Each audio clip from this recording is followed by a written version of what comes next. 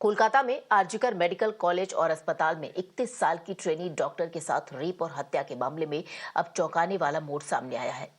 मृत पीड़िता का पोस्टमार्टम करने वाले डॉक्टर्स में से एक ने खुलासा किया कि रिपोर्ट इस जघन्य अपराध में कई लोगों के शामिल होने का संकेत देती है। डॉक्टर के अनुसार ये सिर्फ बलात्कार का मामला नहीं था, बल्कि हकीकत में इस बात के सबूत मिले हैं कि पीड़िता के साथ सामूहिक बलात्कार किया गया था। डॉक्टर का यह भी दावा है कि कलकत्ता हाई कोर्ट द्वारा सबूतों से छेड़छाड़ की संभावना का हवाला देते हुए मामले को सीबीआई को स्थानांतरित करने के कुछ ही घंटों बाद सामने आया है।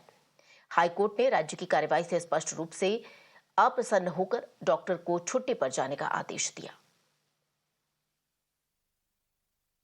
Report reflects the victim had multiple injuries, abrasions, bruises all over her body, including her private parts, and a huge amount of bleeding from different parts of her body, and that definitely reflects that one man cannot inflict all these injuries.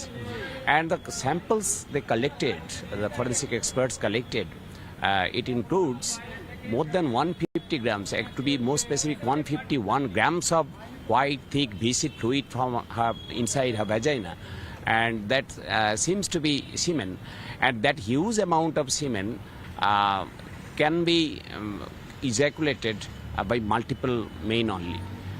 It's not one man. हम लोग ये सुन के बहुत खुश है। हम लोग को मन में बहुत शांति मिल रहा है कि हाँ, अभी सीबीआई के हाथ में गया है तो प्रमाण के साथ, सही प्रमाण के साथ अभी जोशी को पकड़ा जरूर जाएगा। We are very much happy कि जैसे आप लोगों ने देखा, हम लोगों ने प्रेयर किया था कोर्ट से कि सीबीआई इन्वेस्टिगेशन हो, सीबीआई की तरफ से जांच हो और कोर्ट मॉनिटर्ड हो। ये हमारा जो मांग था कोर्ट के सामने, although the matter is pending, तो हमारा प्रिंसिपल जो मांग था वो मान लिया गया है। कोर्ट ने इन्वेस्टिगेशन को सीबीआई को सौंप दिया है और that will be under the court monitoring.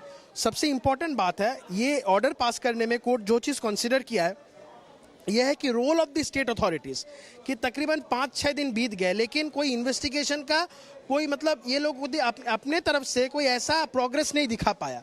ऐसा इंसिडेंट को लेके जो स्टेट का जो एक्टिविटी होना चाहिए था, उन लोगों को कंडक्ट, दादेन प्रिंसिपल का कंडक्ट, एमएसबीबी का कंडक्ट, ये सब कुछ को मद्देनजर रखते हुए कोर्ट ने ऑर्डर दिया है कि state authorities have failed to instil confidence in the minds of the public at large as well as the family of the victim.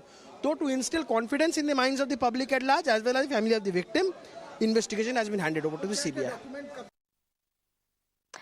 इधर उस पूरे मामले में पुलिस ने अपनी जांच और भी तेज कर दी है। कोर्ट में दायर एक जनहित याचिका में कहा गया कि मृतक डॉक्टर के परिजनों को फोन करके बताया गया था कि उनकी बेटी की मौत आत्महत्या से हुई थी। जानकारी मिलने के बाद जब परिजन अस्पताल पहुंचे तो परिजनों को कई घंटे तक शव को देखने ही नहीं दिया गया। मृतक की मां ने मीडिया को बताया कि उन्हें अपनी बेटी का शव देखने के लिए घंटों तक मिन्नतें करनी पड़ी अस्पताल में डॉक्टरों के सामने। वहीं दूसरी ओर पोस्टमार्टम रिपोर्ट में हैरान कर देने वाले विवरण भी सामने आए हैं। रिपोर्ट में गला घोटने के निशान, प्राइवेट पार्ट में गहरे घाव भी पाए गए हैं। इसके साथ ही रिपोर्ट में इस बात का भी जिक्र किया गया है कि पीड़िता के चश्मे टूटकर उनकी आंखों में घुस गए थे, जिस वजह से मृतक की आंखों से भी ब्लीडिंग हुई थी। मैं यह भी बताना चाहूंगा कि जिस तरीके से वेस्ट बंगाल की सरकार ने इस केस को हशप करने की कोशिश की, दबाने की कोशिश की और जनता के आंखों में धूल झोंकने की कोशिश की है, मैं इसकी भी कड़े शब्दों में निंदा करता हूं। और हाई कोर्ट के द्वारा जो सीबीआई की इंक्वायरी मानी गई है, उसके लिए मैं हाई कोर्ट के निर्णय का स्वागत करता हूं और मुझे पूरा विश्वास है कि सीबीआई इंक्वायरी में दूध का दूध, पानी का पानी होगा, सच्चाई सामने आएगी। Calcutta High Court has transferred this case to the Central Bureau of Investigation. Do you welcome this order by the High Court? We certainly welcome it because, this is inspiring confidence in the investigation that the true culprits will be brought to book.